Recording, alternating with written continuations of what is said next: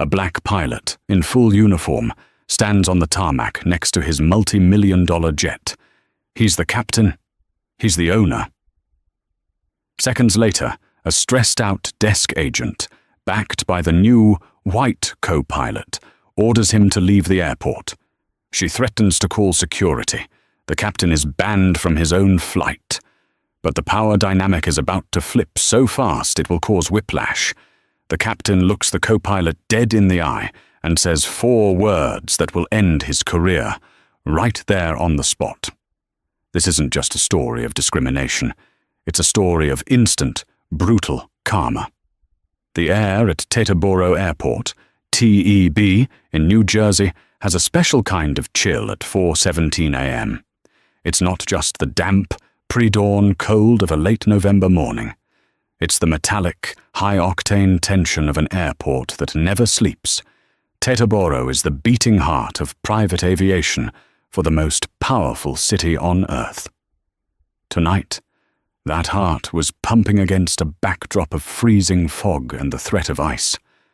For Captain Marcus Thorne, this was just another Tuesday.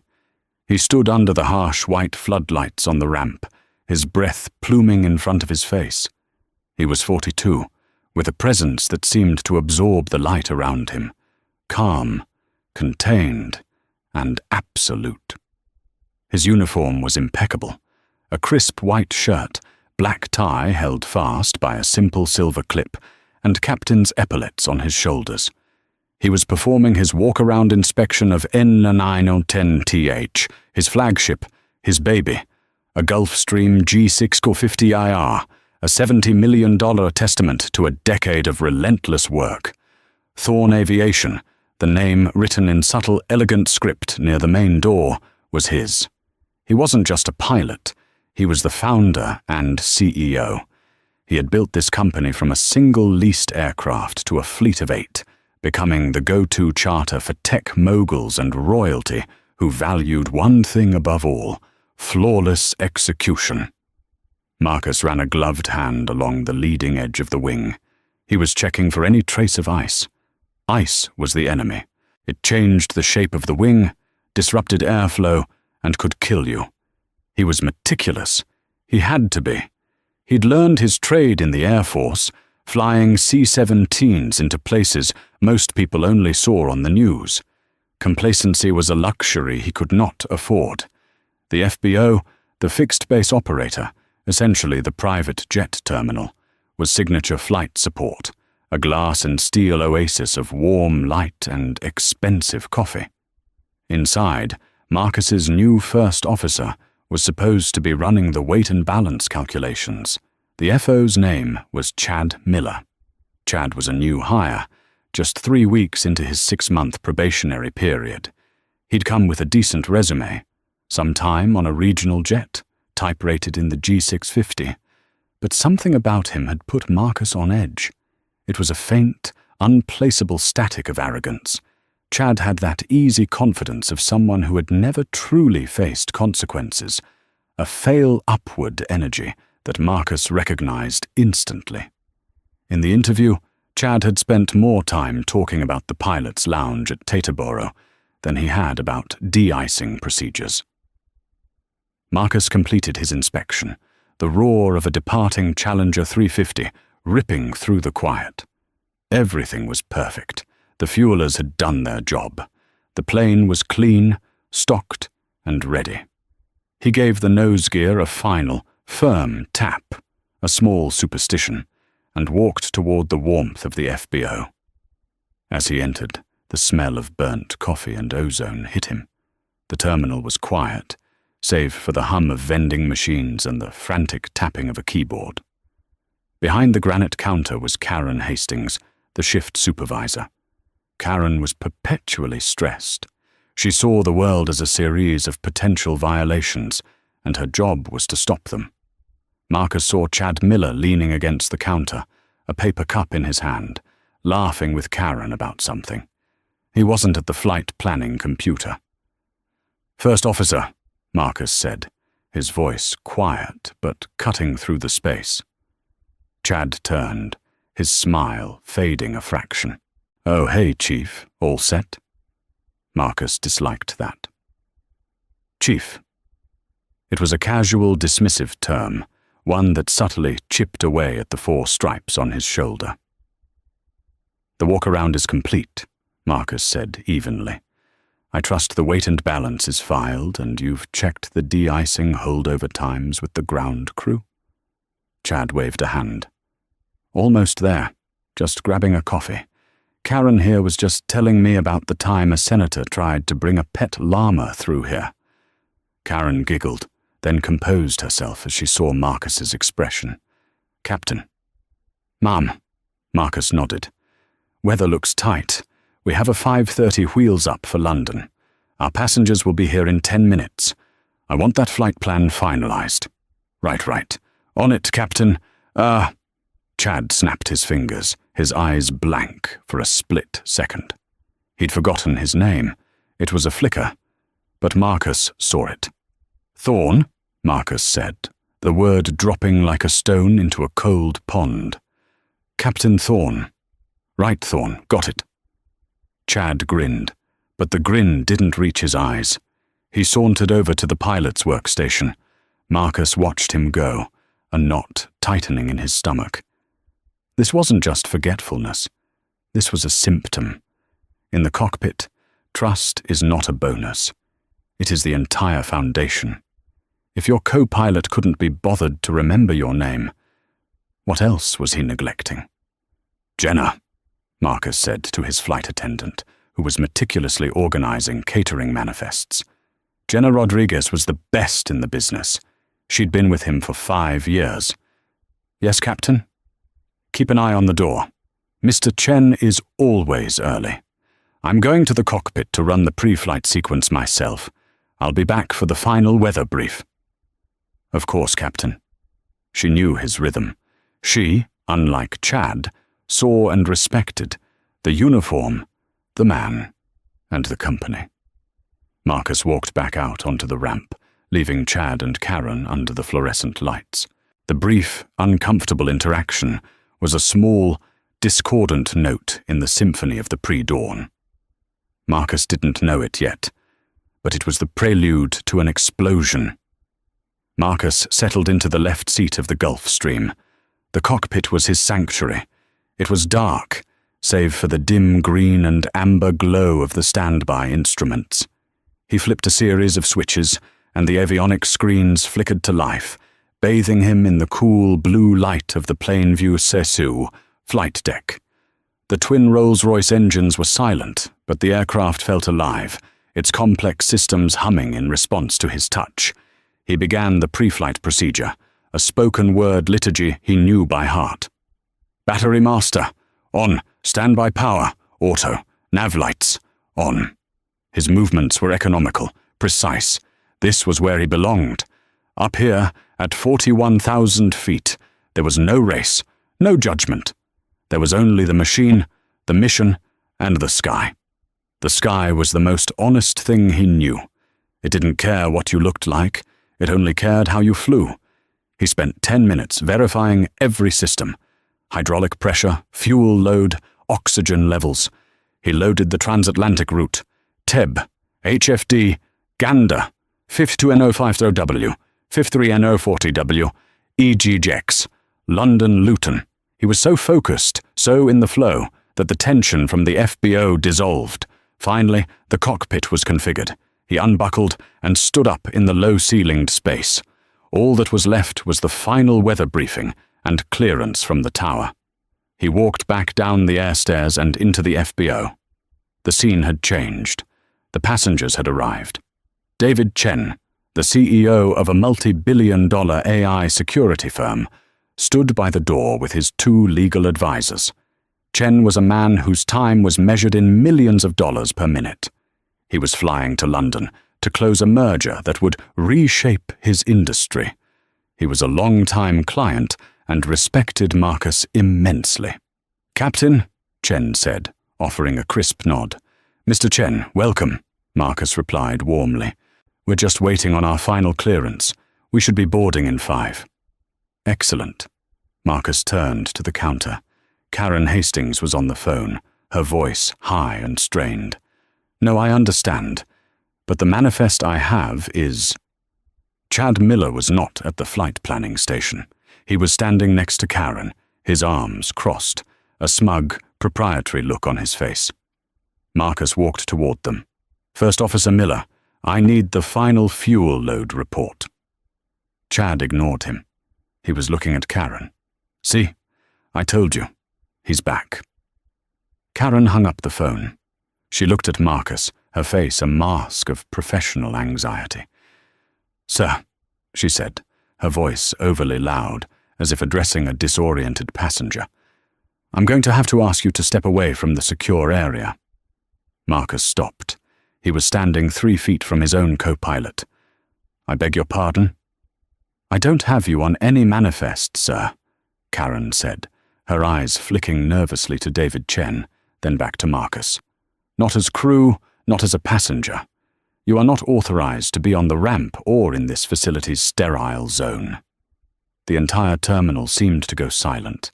David Chen and his team turned, their conversation halting. Jenna, who had been about to greet the passengers, froze.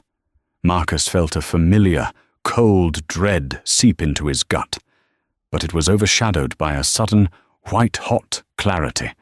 He kept his voice perfectly level. "Karen, you've known me for 3 years. I'm Captain Thorne. This is my aircraft, N910 Tiet." I'm just following procedure, Captain," she stammered. But she wasn't looking at him. She was looking at Chad, and Chad, inexplicably, doubled down. "Look, buddy," Chad said, stepping forward, puffing his chest out. "I don't know who you are. Maybe you're ground crew, maybe you're a sim tech, but you are not the captain of this flight. You've been walking around the ramp. You came in here. I'm the first officer, and it's my job to maintain the security of this aircraft." This was not a misunderstanding. This was a performance. Marcus looked at Chad, truly seeing him for the first time. The arrogance, the entitlement, the casual, breathtaking racism. Chad had seen a black man in a uniform, and his brain had short-circuited. He couldn't compute captain or owner. He computed threat or subordinate. "First Officer Miller," Marcus said, his voice dropping an octave. "What exactly are you doing?" "I'm doing my job," Chad said, his voice rising. He turned to Karen, playing to his audience. "Karen, this man is not on the crew. The captain, Captain Johnson, is who we're waiting for." Johnson. He had invented a name. He had invented a white captain to replace the black one standing right in front of him. He was so committed to his internal narrative that he was willing to create a fantasy. It was, Marcus realized, the single most incompetent and dangerous thing he had ever witnessed in his career. This man wasn't just prejudiced, he was stupid. And stupid in an airplane gets people killed. Karen Hastings made her choice. She deferred to the loud, confident, white first officer over the calm, professional, black captain. "Sir," Karen said, her hand moving to the phone, "I am ordering you to leave the FBO. If you do not comply, I will call Port Authority Police and have you removed for trespassing." She had done it. She had ordered him off his own plane. The silence that followed was absolute. David Chen's eyes were wide. Jenna looked like she was going to be physically ill. Marcus Thorne stood perfectly still. He let the finality of her words hang in the air. He looked at the stressed-out agent. He looked at the arrogant co-pilot. He looked at his $70 million aircraft waiting on the ramp behind them. And then he smiled. It was not a nice smile. It was the smile of a man who had just seen the end of the game, 5 moves ahead. "Call them." Marcus's voice was a whisper, but it landed like a sonic boom. "Well, what?" Karen stammered. "Call security," Marcus said, taking a deliberate step toward the counter. "I want them here. I want them to take a report. I want this on record." Chad's smugness began to curdle. This wasn't the reaction he expected. He expected compliance, fear, a shuffling retreat. He did not expect a challenge. I'm warning you, sir, Karen said, her finger hovering over the keypad. No, you don't understand. A new voice cut through the tension. David Chen stepped forward, his face a thundercloud. He wasn't yelling. He was far past yelling. He pointed a finger first at Karen, then at Chad. This, he said, is Captain Marcus Thorne. He is the founder and CEO of Thorne Aviation. He is the pilot in command. He owns the GR650 you are currently securing, and he is the man I trust with my life. The blood drained from Karen Hastings' face. She looked like she had been struck by lightning. Chad Miller went completely, impossibly white. What? No, I'm the FO, the manifest. The manifest you didn't read? Marcus asked, his voice still quiet, but now laced with ice. The manifest that has my name, Marcus Thorne, listed as pilot in command? The company name on the side of the jet, Thorne Aviation, didn't give you a clue. I thought. Chad was disintegrating. The bravado, the confidence, it was all a hollow shell. Now it was gone, revealing the panicked small man inside. I was just following security. I was protecting the passengers. Protecting them from me? Marcus asked. He stepped right up to Chad, who involuntarily flinched. The 5-inch height difference between them suddenly felt like a mile. You didn't know my name, Marcus stated. You invented a Captain Johnson because your brain couldn't accept the reality in front of you.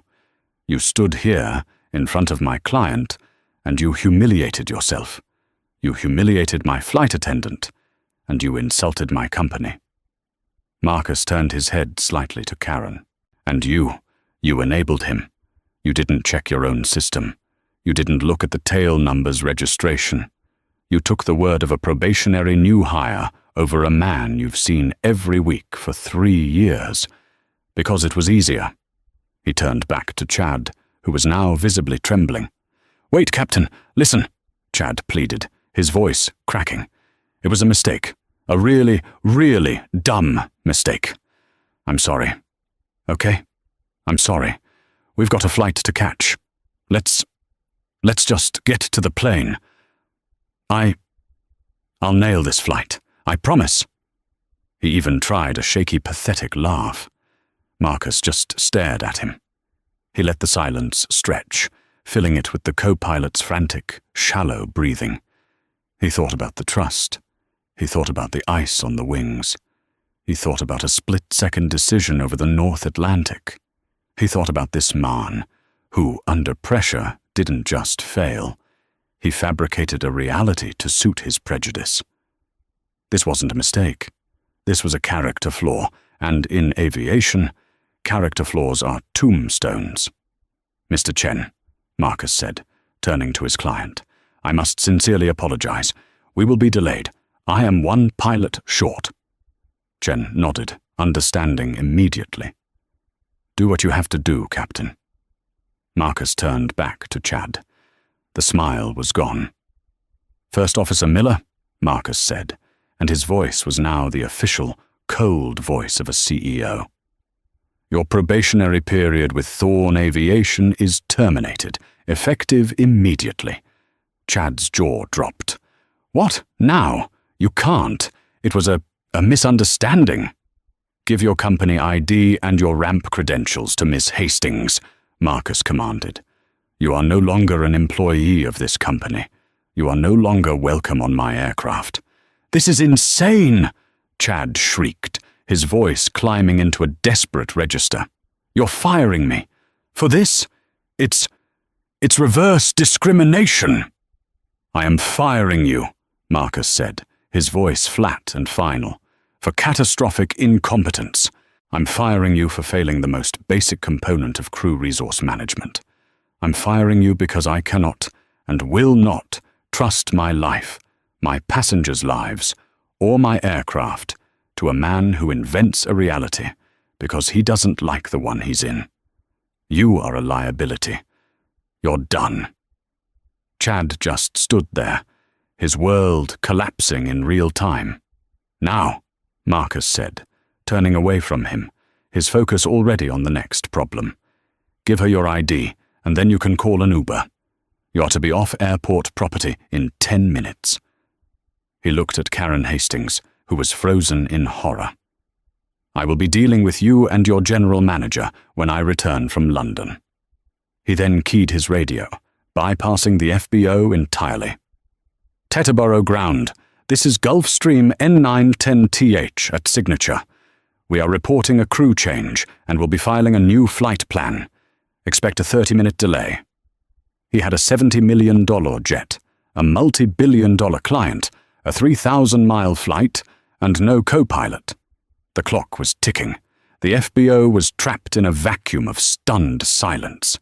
Chad Miller, his face a mottled red, finally fumbled for his wallet, threw his ID badge on the counter, and stormed out the door, his roller bag rattling furiously behind him. Karen Hastings looked at Marcus, her eyes wide with terror. "Captain, I don't know what to say. I am so..." Marcus held up a hand. "Not now, Karen." His mind was already spinning, calculating, problem-solving. This was what he was built for. Crisis management. He turned to his passengers. "Mr. Chen, Ms. Rodriguez will get you and your team settled on board. We have satellite Wi-Fi, and the catering is hot. Please make yourselves comfortable. I am handling the crew situation." "Captain," David Chen said, walking over and placing a hand on Marcus's shoulder. It was a gesture of solidarity that spoke volumes. "Your company's motto is flawless execution. I just saw it in action. Take your time." Marcus nodded, grateful. He watched them board, then pulled out his phone. He had one call to make. He speed-dialed Evans Robert. The phone rang twice. A groggy, gravelly voice answered. "Thorne, this better be good. It's 0450. Captain Robert Bob. Evans was Thorne Aviation's chief pilot.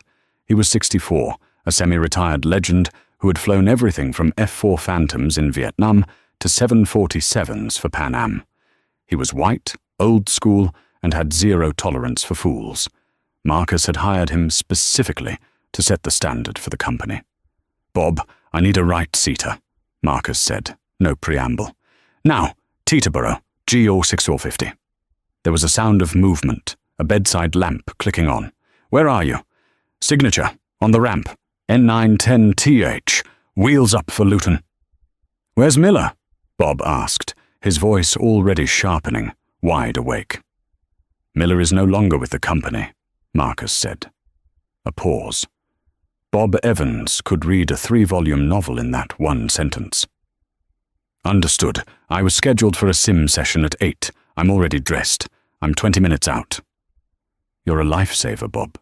"No, I'm a pilot, and you're buying breakfast. See you on the flight deck." The line clicked off. Relief, sharp and clean, washed over Marcus. He strode to the flight planning desk, Karen Hastings scurrying out of his way. He sat down and, with swift, practiced movements, began to refile the entire flight plan. He entered Bob Evans's name and credentials. He updated their fuel load. He requested a new oceanic clearance. As he worked, he could hear Karen on the phone with her boss, the FBO general manager, who had clearly been woken up. Her conversation was a frantic, one-sided stream of apologies. "Yes, sir. I know who Mr. Chen is. No, he fired him, right here. Yes, Captain Thorne. I know, I understand." Marcus ignored it. It was noise. The mission was the signal. 22 minutes later, a beat-up Ford Bronco screeched to a halt outside the FBO. Bob Evans walked in, flight bag slung over one shoulder, a thermos in his hand. He was in full uniform. He glanced at the counter, saw Karen's ghost-white face, and then looked at Marcus. "Morning, Captain Thorne," Bob said, his voice booming with authority. "Captain Evans," Marcus replied, standing up. "Appreciate you coming in." "Happy to be here. I read the updated TAF. Looks like that icing layer is lifting, but we'll have a hell of a headwind over Gander. Shall we?" "Let's."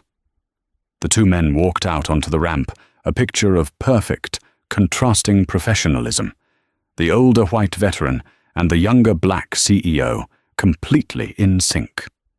As they reached the air stairs, Bob paused and looked back at the FBO. "You know, Mark," he said, just loud enough for Marcus to hear, "I never liked that Miller kid. He had dead eyes." "He had something," Marcus agreed. "Yeah," Bob grunted, climbing the stairs. "Incompetence. Let's go fly an airplane." They settled into the cockpit. The atmosphere was transformed. Where there had been the slick, nervous energy of Chad, there was now the settled, calm confidence of Bob Evans. "Right seat's warm, Captain," Bob said, buckling in and plugging in his headset. "Pre-flight's complete. I've filed the new plan. You're up for the radio work. I'll fly the departure." "My pleasure," Bob said. He keyed the mic. "Teterboro ground, Gulf Stream, Jananananth. Back with you at signature. Ready to copy our clearance to Luton." His voice was the sound of pure, unadulterated competence.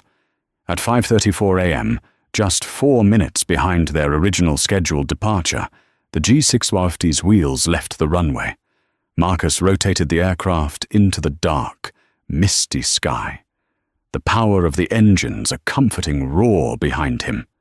As they climbed through 10,000 feet, he banked the jet eastward, pointing its sleek nose toward the dawn that was waiting for them over the Atlantic. The flight was, in a word, perfect. For the next 6.5 hours, Marcus and Bob operated as a single unit. They were a study in the quiet, unspoken language of professional aviators.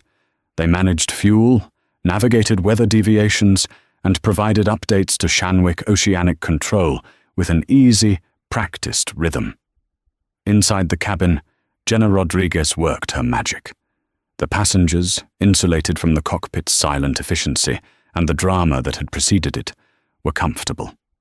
David Chen and his team worked, slept, and ate. To them, the incident at the FBO was already a receding, bizarre memory, handled and dismissed by the captain.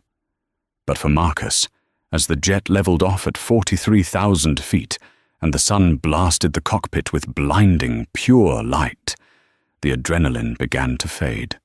The reality of what had happened settled in. He hadn't just been disrespected. He had been erased. Chad Miller, in his profound and privileged ignorance, had looked at a black man in a captain's uniform, standing next to a plane with his name on it, and had decided that reality was impossible. He chose to invent Captain Johnson, a spectre who better fit his worldview. This was the part that chilled Marcus. It wasn't overt, screaming hatred. It was the quiet, confident, procedural denial of his existence. It was the assumption that he could not be who he was. "You're quiet," Bob said, sipping from his thermos. Marcus stared out at the deep, impossible blue of the upper atmosphere. "Just processing, Bob." "The Miller situation," Bob stated. It wasn't a question. "Yeah, the Miller situation." "You did the right thing," Bob said simply. "I've been flying for 45 years, Mark. I've seen it all. I've seen arrogance. I've seen stupidity. But what you described, that's a new one. That's not just arrogance. That's a willful delusion. A man who will bend reality to fit his prejudices has no business on a flight deck. Period. He threatened my client's security. He threatened my aircraft's security by protecting it from me. He failed the first and last test of a pilot, Mark. See what's in front of you," Bob said. He didn't see a captain. He didn't see a CEO. He saw something he didn't expect, and he tried to delete it. You can't fix that. You can't train it out. You can only remove it. Marcus nodded slowly. Bob was right. He had spent a lifetime navigating these moments. The random secondary security screenings, the passengers who asked his white co-pilots if he was qualified, the FBO staff who handed the fuel bill to his first officer. He had always weathered it with a cool professionalism, a quiet correction, and a weary internal sigh. But this morning was different. This morning, it wasn't just an insult, it was an act of operational sabotage, born of prejudice, that had directly threatened his business. And for the first time in his life, he hadn't just been the victim of that act. He had been the authority who could stop it. The power to say, "You're done," had been his. The finality of it was staggering. It was a burden, but it was also a profound release. "Jenna," Marcus called back to the flight attendant on the intercom. "How is Mr. Chen?" "He's fine, Captain," Jenna's voice came back. "He's actually been on the satellite phone with his office. He also asked me for the corporate contact number for Signature Flight Support's parent company." Marcus and Bob exchanged a look. "Did he say why?" Marcus asked. "He said," Jenna relayed, "that somebody needs to realign their corporate culture." David Chen wasn't just letting it go. The client Marcus had been protecting was now, in turn, protecting him. This was a new twist. The shockwave from Chad's stupidity wasn't just radiating outward. It was about to be reflected back, amplified. "Understood, Jenna. Thank you." Marcus looked at his controls. They were descending toward the Irish coast. The long flight was almost over. The flight of Chad Miller's career, however, had just entered an uncontrolled dive. The descent into London Luton, EGGX, was smooth, a textbook arrival cutting through a thin layer of grey marine clouds. Marcus and Bob Evans worked the radios and the controls with the seamless, unspoken synergy of true professionals. The G650's tires kissed the wet runway at 17:02 local time, the auto brakes engaging with a gentle, progressive force. The contrast between the chaotic, adrenaline-fueled departure and the flawlessly executed arrival was not lost on Marcus. As they taxied to the private terminal, Marcus unkeyed his mic. "Jenna, you can inform Mr. Chen we are on the ground. 3 minutes to the chocks." Inside the opulent wood-paneled cabin, David Chen was already putting his laptop away. He and his team looked rested and prepared. The drama at Teterboro felt like it had happened a lifetime ago, a bizarre dream from before the quiet, insulated cocoon of the transatlantic flight. Marcus and Bob completed the shutdown checklist just as the air stairs were maneuvered into place. The engine spooled down with a dying whine. Marcus stood, adjusted his uniform, and walked to the main door to bid farewell to his client. "Mr. Chen," Marcus said, standing at the top of the stairs as the cool, damp London air drifted in. "A pleasure as always. I hope your meetings are successful." David Chen paused. He did not extend his hand. Instead, he looked at Marcus, then at Bob Evans in the cockpit, and then at the impeccable aircraft around him. "Captain Thorne, Captain Evans," Chen said, his voice carrying the calm authority of a man who builds and breaks markets. "A perfect flight, truly." "Our pleasure, Mr. Chen.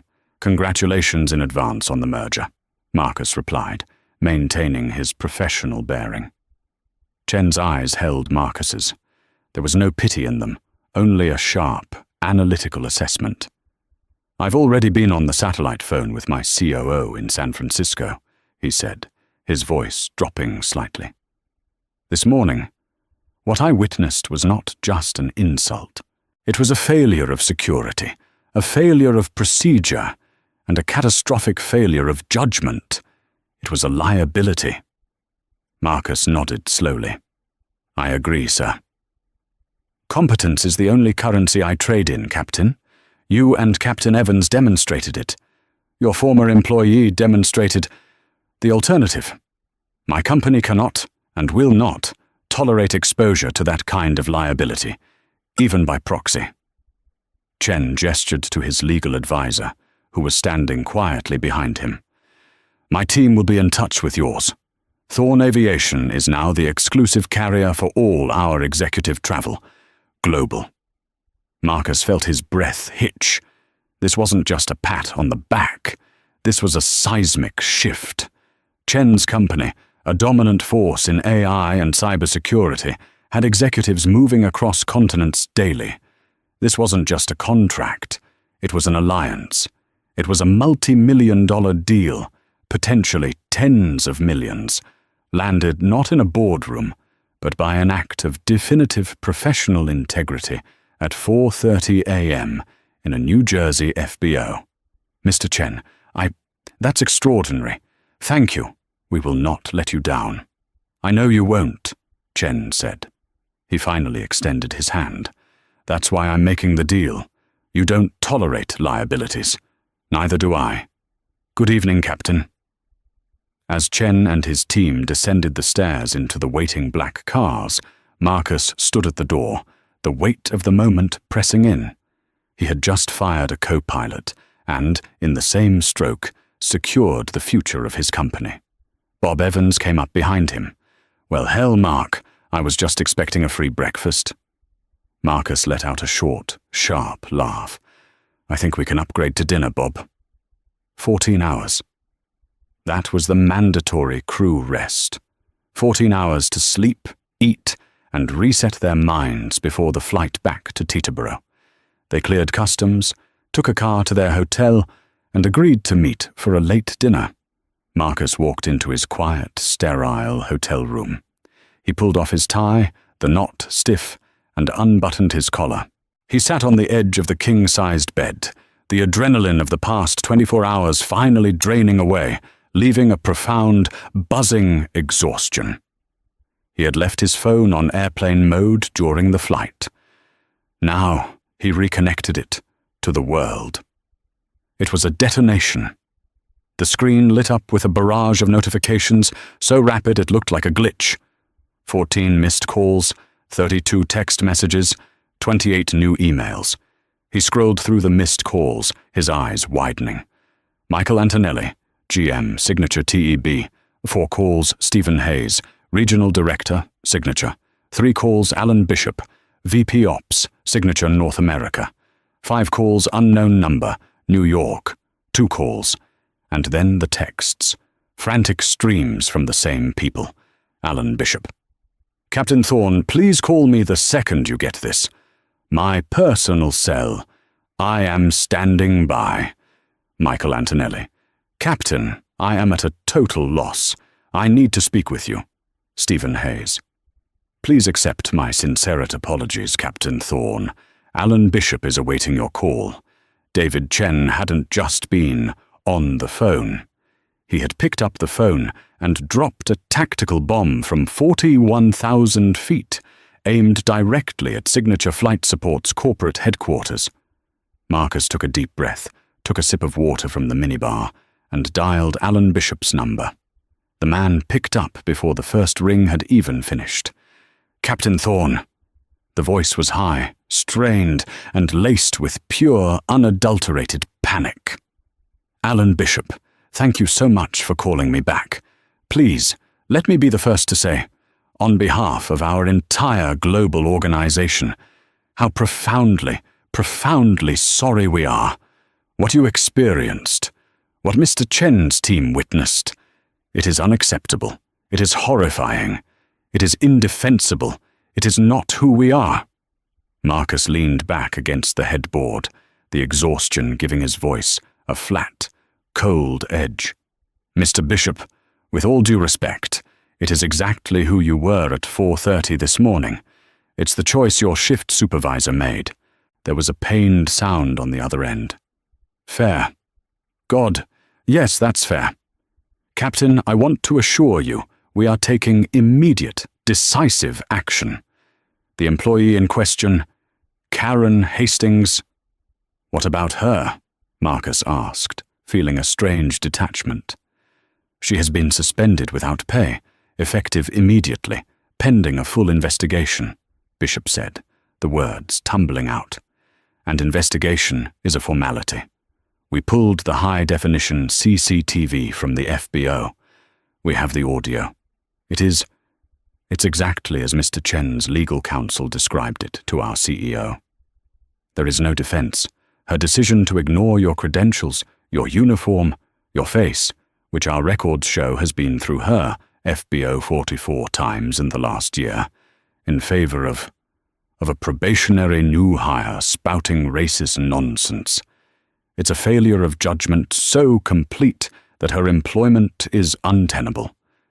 Marcus said nothing, letting the man's panic fill the silence. But you're right, Captain, Bishop rushed to continue.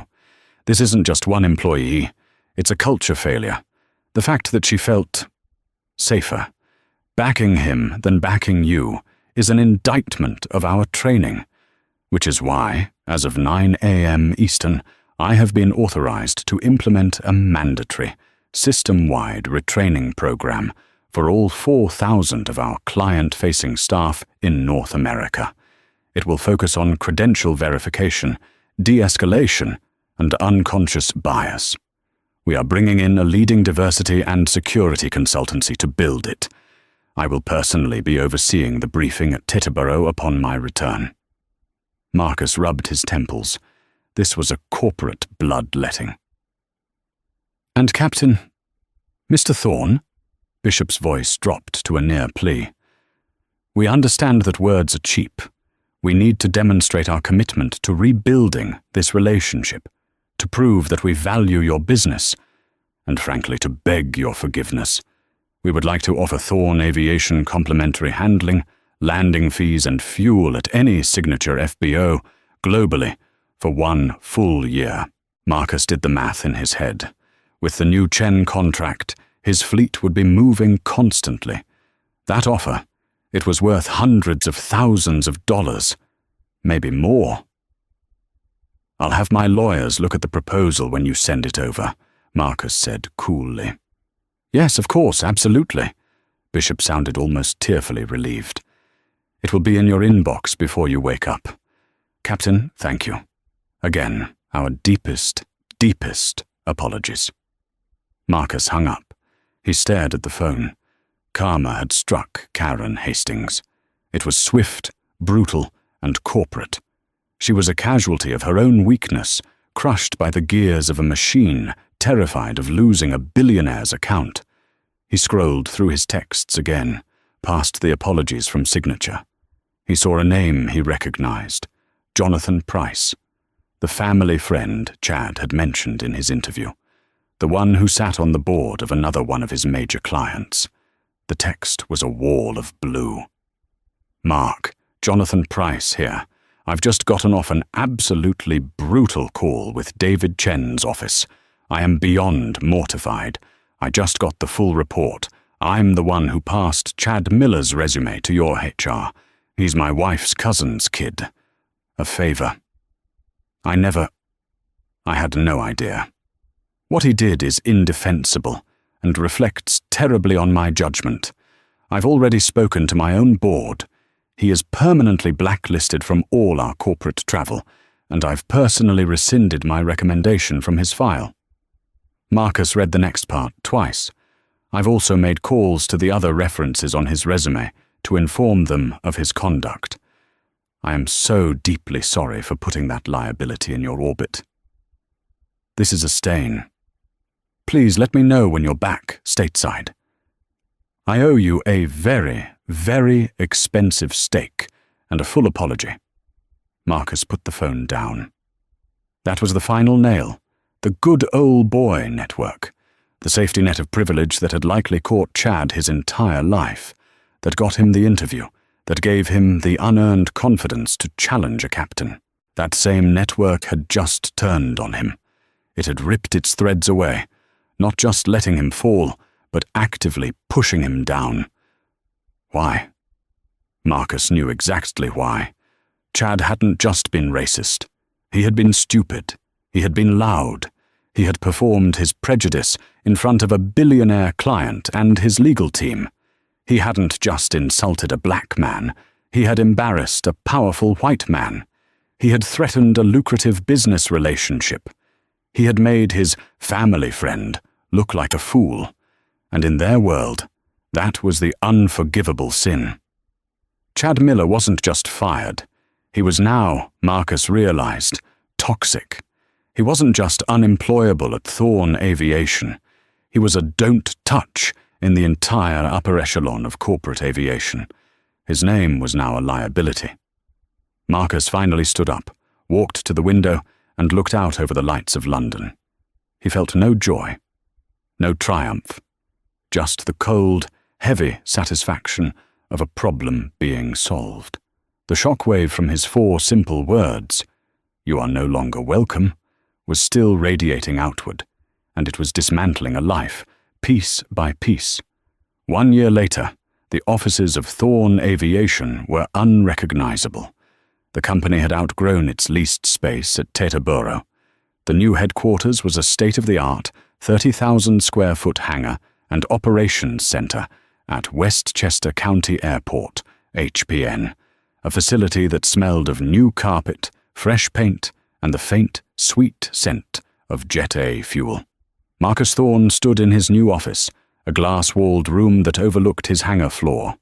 Below, 2 brand-new Gulfstream G700s, N920TH and N930TH, were being prepped for flights to Dubai and Singapore. He was 43, and he wore a bespoke suit more often than a flight uniform. He was no longer just a captain. He was a CEO in a period of explosive, unprecedented growth. The global exclusive contract from David Chen had been a detonator. In the insular world of ultra-high net worth travel, Chen's endorsement was the ultimate seal of approval. It was a signal to the rest of Silicon Valley and the tech world. Thorn is the standard. He doesn't tolerate liabilities. The free fuel and handling from signature flight support for an entire year, a groveling, multi-$100,000 apology, had saved Thorn Aviation a fortune in operating costs, which he had immediately reinvested in his fleet and his people. His new chief pilot was Aaliyah Washington, a sharp, unflappable 36-year-old former Air Force C-17 pilot, just like him. She was also the first graduate of the Thorn Initiative, a mentorship and scholarship program Marcus had founded in partnership with aviation schools to find, train, and hire qualified pilots from underrepresented communities. He hadn't just fired the past, he was actively building its replacement. Captain Bob Evans, the veteran who had saved him that morning in Teterboro, was now semi-retired and held the title of Chief Standards Instructor. He spent his days in the brand-new G700 simulator, ensuring, as he'd put it, that every pilot who wears a Thorn uniform has the judgment Miller lacked. As for the others, their fates had been sealed by the shockwaves of that morning. Karen Hastings, the signature FBO supervisor, had not, in the end, been fired. Alan Bishop, the terrified VP of operations, had quietly explained to Marcus that firing her would create legal exposure. Instead, she was corporately disappeared. After a 6-month suspension, she was demoted and transferred to a back-office auditing role at Signature's small remote facility in Bangor, Maine. Her managerial career was over. She spent her days in a windowless room, auditing fuel receipts from flights she would never see, a permanent resident of administrative purgatory. And for a year there had been nothing. Silence. The calls Jonathan Price, Chad's family friend, had made, as detailed in his mortified apology text, had been a corporate death sentence. The Good Old Boy network, which Chad had relied on, had inverted itself to protect its own reputation, casting him out with brutal efficiency. Marcus rarely thought about that day, until a certified letter arrived. He was in the main conference room with Aaliyah and his finance team, reviewing new international route proposals, when his executive assistant knocked. "Sir, I'm sorry to interrupt. This just arrived by certified mail. It's from a law firm." Marcus took the thick, ominous envelope. He slit it open. He read. Aaliyah watched his face. It didn't register anger. It went perfectly, chillingly still. "Mark?" she asked. "Bad news?" Marcus looked up, a cold, weary light in his eyes. "It's from a Mr. Chad Miller." He passed the letter to her. It was a pre-suit demand.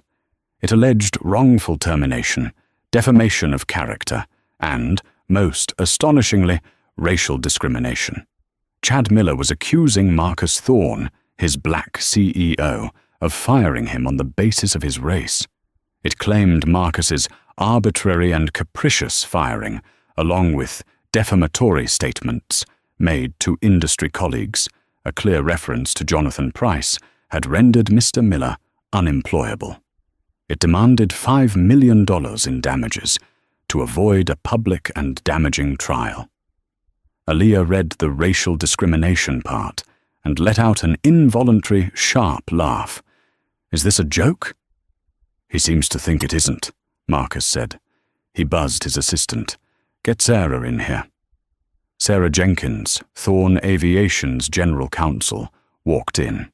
She was a woman who had built her career dismantling frivolous lawsuits from disgruntled millionaires.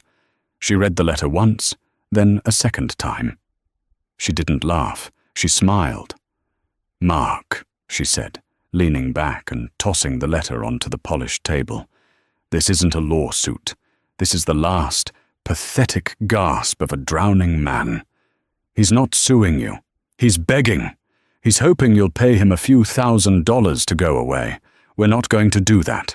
He's alleging defamation," Marcus said, his voice flat. "Let him," Sarah said, tapping the letter. "Let's review the hard karma file, shall we? The one we built the day after you got back from London." She stood and began to pace, ticking points off on her fingers. 1. The Chen affidavits. David Chen and his 2 legal advisors were so appalled they volunteered to provide sworn, notarized statements. I have them. They paint Mr. Miller as unstable, delusional, and a direct security threat. Chen's own lawyer, in his statement, referred to Miller's actions as operational compromise driven by clear personal prejudice. Their words. Mark. Not yours. 2. The signature report, she continued. As part of their "we are so very sorry" package, Alan Bishop gave us the full internal investigation report. It eviscerates Miller. It states for the record that he fabricated a captain, Captain Johnson, lied to FBO staff, and was the sole belligerent cause of the security incident. It fully exonerates Karen Hastings from Miller's influence, though it disciplines her for procedural non-compliance. They threw Chad under a bus, backed it up, and ran him over again to save their contract with you and Mr. Chen. 3. The price corroboration. We have the text, and later the formal email from Jonathan Price, where he apologizes for ever recommending Miller and states he has actively rescinded that recommendation from his own files. It's a character reference in reverse. From his own sponsor. Sarah leaned forward, her smile gone, replaced by a look of clinical precision. And finally, the big one. The one that makes this letter nothing but expensive toilet paper. The PRIA. The FAA, Marcus said. The Pilot Records Improvement Act, Sarah confirmed. It's the permanent record for pilots. By law, any air carrier he applies to must pull this file. Your termination report, which I helped you write, was a masterpiece of cold, corporate, and legal fact. It states he was terminated for cause. It details his catastrophic failure of crew resource management, gross insubordination, fabrication of operational data, and willful creation of a security risk on the ramp. When any potential employer, from Delta to some tiny cargo outfit, reads that file, they see a man who, under pressure, invents reality and lies to his crew. He's not unemployable because you defamed him, Mark. He's unemployable because He's a documented, proven liability. He did this to himself. She picked up the letter. This $5 million, it's what he thinks his unlived career was worth. He's just finding out it's worth $0. We will respond with a 2-sentence letter, so sharp it'll give his lawyer a paper cut. It will say, "We have received your demand. We will see you in court." They will never file. He can't afford the discovery. He can't risk us deposing David Chen. He's done. She was right. They sent the letter. They never heard from Chad Miller or his lawyers again. The story should have ended there. A quiet, legal, procedural victory. But karma, especially in the small, insular world of aviation, is rarely so neat. It has a flair for the dramatic. 6 months later, 18 months after the Titiboro incident, Marcus was on a rare trip. He was flying the new G700 himself. Aaliyah, his chief pilot, was in the left seat. He was in the right, conducting her annual line check. It was a sign of ultimate trust. The mission was a high priority, middle-of-the-night flight for the Chen contract. A critical, custom-built server for a new data center had to get from a specialist fabricator in Des Moines, Iowa, to London immediately. It was 2:00 a.m. A freezing, driving rain lashed the tarmac at Des Moines International, KDSM, as they taxied toward the cargo ramp. The airport was a ghost town. Aaliyah expertly maneuvered the $80 million jet, its powerful landing lights cutting white tunnels through the downpour. As they approached their designated hard stand, the lights illuminated a scene. A beat-up, 40-year-old Saab 340 turboprop, its paint peeling, was being loaded in the rain. Its propellers were feathered, its engines cold. The logo on its tail was for a third-tier freight company Marcus had never heard of. A freight dog special, the absolute bottom of the professional aviation ladder. A single figure in a cheap, rain-soaked jacket, not a pilot's uniform, just a thin windbreaker, was hauling boxes from a metal cart, his back to them. He paused to wipe the rain from his face, turning to squint into the blinding, billion candle-power landing lights of the approaching Gulf Stream. The light hit his face. Marcus froze. His hand, which had been resting on the thrust levers, tensed. It was Chad Miller. He was haggard, hollow-eyed, and looked 10 years older. The slick, easy arrogance was gone, sandblasted away by 18 months of failure and cold rain. He was no longer a pilot. He was the ramp agent, the ground crew, the man hauling the boxes in the freezing wet, the very job he had once, with such contempt assumed, was Marcus's. Marcus didn't say anything. He just watched. Aaliyah, all business, continued to taxi the G700 past. Chad's head followed them. He saw the Thorn Aviation logo, stark white and illuminated on the tail. He saw the sleek, futuristic winglets of the G700, a machine he would never, ever be qualified to touch. And then he saw the cockpit. He saw Marcus Thorn, the black man he had tried to erase, sitting in the co-pilot's seat, his 4 stripes visible even in the dim glow. And then he saw the captain's seat. He saw Aaliyah Washington, a young, professional, confident black woman, in command, her hands expertly guiding the most advanced private jet on the planet. He wasn't just replaced. He was rendered obsolete. The future he had refused to accept was now taxiing past him, on its way to a global, multi-million-dollar mission, while he was stuck loading boxes onto a flying relic. Chad's face crumpled. It was a mask of utter, silent, soul-crushing comprehension. He dropped the box he was holding. It burst open on the wet tarmac, its contents spilling out. He didn't bend to pick it up. He just turned, his shoulders slumped, and walked away, disappearing into the dark, wet shadows of the cargo shed, a ghost on his own ramp.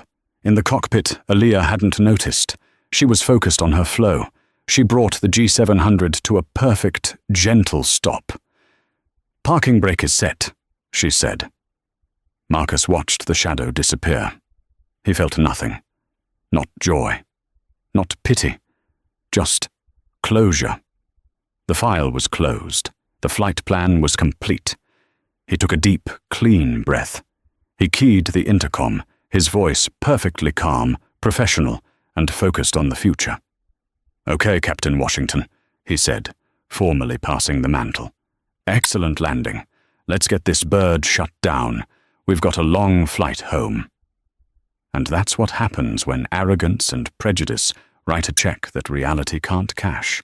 Chad Miller didn't just lose his job, he lost his career. He became the very thing he despised. Marcus Thorne didn't just win, he thrived. He built an empire, and more importantly, he kicked the door open for others to follow him into the cockpit. This story is a powerful reminder that the best defense isn't just an explanation, it's authority. Karma isn't always instant, but when it hits, it is often precise, brutal, and perfectly, poetically just. What do you think? Was the firing on the spot justified, or should Marcus have waited? Let me know your thoughts in the comments below. And if you love stories of real-world justice and insane karma, make sure you hit that like button, share this video with someone who needs to see it, and subscribe to the channel for more. You won't want to miss what's next.